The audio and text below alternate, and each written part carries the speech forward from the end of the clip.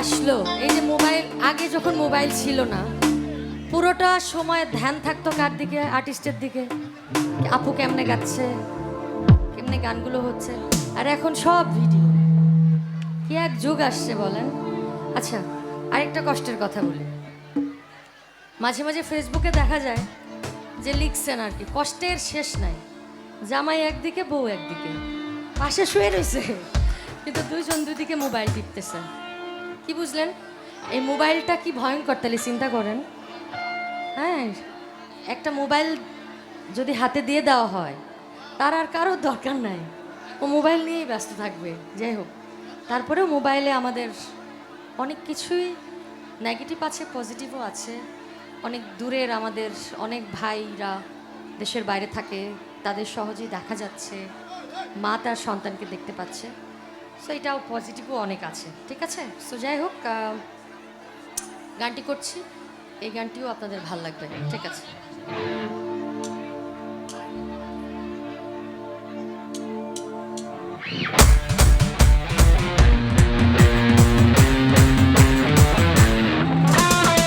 এরা তো উড়িয়ে দিল।